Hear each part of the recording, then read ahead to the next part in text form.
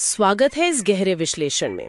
आज हम गोता लगा रहे हैं पृथ्वी के इतिहास की कुछ सबसे नाटकीय घटनाओं में, मतलब वो बड़े पैमाने पर विलुप्तीकरण। जो स्रोत है हमारे पास, उनके आधार पर हम खास तौर पर उन 5 बड़ी घटनाओं पर ध्यान देंगे जिन्हें अक्सर बिग 5 कहते हैं।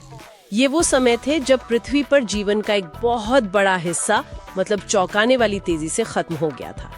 तो हमारा मिशन है कि इन स्रोतों से जो इन सबसे जरूरी बातें हैं उन्हें समझे कि भाई इनके कारण क्या थे, असर क्या हुआ, और शायद कुछ ऐसी चीजें जिन पर कम ध्यान जाता है। तो चलिए शुरू करते हैं। बिल्कुल। और ये साफ है कि सामूहिक विलुप्तीकरण सिर्फ कुछ प्रजातियों के गायब होने जैसा नहीं है। ये जीवन का बहुत तेज और बड़े पैमाने पर नुकसान है। ये दिखाता है कि पृथ्वी के सिस्टम में कोई बहुत बड़ी गड़बड़ हुई थी, मतलब सामान्य से कहीं ज्यादा नाटकीय। तो चलिए टाइमलाइन के हिसाब से देखते हैं। पहली बड़ी घटना ऑर्डोविशियन सिल्यूरियन विलुप्तीकरण थी, लगभग 44 करोड़ साल पहले। स्रोतों से पता चलता है कि यहाँ एक तरह का 1-2 पंच था। पहले तो बहुत ज्यादा ठंडक हुई, समुद्र का लेवल नीचे गया, और फिर एकदम से गर्माहट बढ़ गई और ऑक्सीजन की भारी कमी हो गई, वो जिसे एनॉक्सिया कहते हैं। हाँ।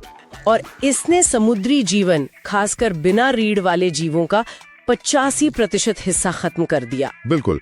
और यहाँ एक दिलचस्प बात जो निकल कर आती है वो ये कि इस तबाही के ठीक बाद सिल्यूरियन काल में मछलियों का विकास तेजी से हुआ, खासकर वो जबड़े वाली मछलियां। तो ये दिखाता है कि कैसे एक विलुप्तीकरण दूसरों के लिए नए मौके बना सकता है, इकोसिस्टम को बदल सकता है। इसके बाद लगभग 37 करोड़ साल पहले लेट डेवोनियन विलुप्तीकरण आता है। ये थोड़ा अलग था, है ना? ऐसा लगता है कि ये शायद एक लंबी खिंची हुई घटना थी, मतलब कई हिस्सों में हुई। सही कहा। लेट डेवोनियन कोई एक झटके वाली घटना नहीं थी। स्रोत कई वजहों की तरफ इशारा करते हैं, जैसे लंबे समय तक ऑक्सीजन की कमी, शायद ज्वालामुखी या फिर जलवायु परिवर्तन। और इसका असर खास तौर पर उथले समुद्र के रीफ सिस्टम पर और कई शुरुआती रीढ़ वाले जीवों पर पड़ा। ये समझिए कि एक धीमी आंच पर जलने वाला संकट था। और फिर आता है सबसे बड़ा वाला पर्मियन ट्रायसिक विलुप्तीकरण, करीब 250 करोड़ साल पहले। इसे महान मृत्यु भी कहते हैं। जो रिसर्च हमारे पास है उसके हिसाब से तो ये पृथ्वी के इतिहास की सबसे भयानक घटना थी। शायद 95% समुद्री और 70% जमीनी प्रजातियां खत्म हो गईं। हाँ, ये आंकड़े चौंकाने वाले हैं। तो यहाँ मुख्य विलन कौन था? देखिए, सबसे बड़ा शक जाता है साइबेरियाई ट्रैप्स के विशाल ज्वालामुखी विस्फोट पर।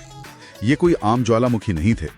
सोचिए, लाखों वर्ग किलोमीटर में फैला लावा का एक समंदर था। इसने बेहिसाब CO2 और दूसरी गैसें उगली। अच्छा। नतीजा भयंकर ग्लोबल वार्मिंग, समुद्र का पानी एसिडिक हो गया और बड़े पैमाने पर ऑक्सीजन की कमी।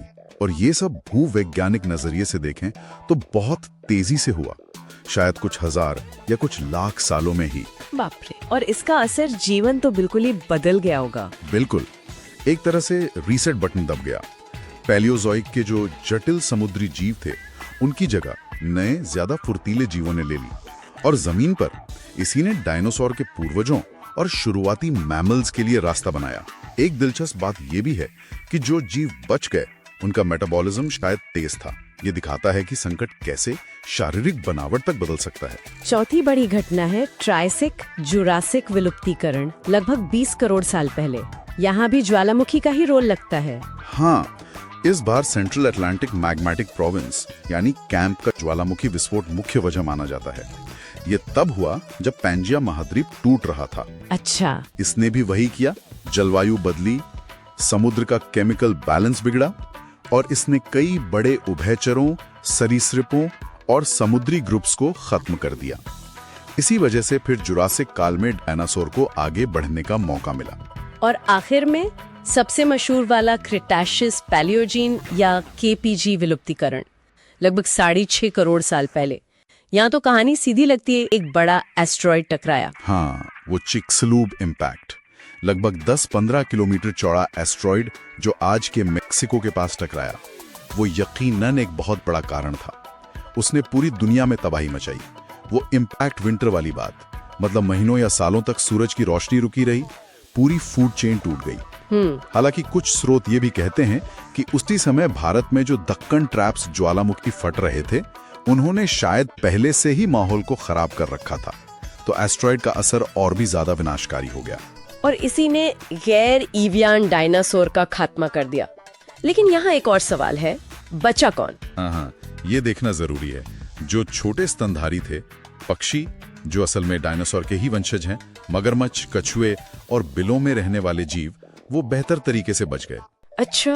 तो जैसे ही डायनासोर हटे, एक खालीपन सा आ गया इकोसिस्टम में, और इसी खालीपन को भरने के लिए स्तनधारियों का विकास बहुत तेजी से हुआ।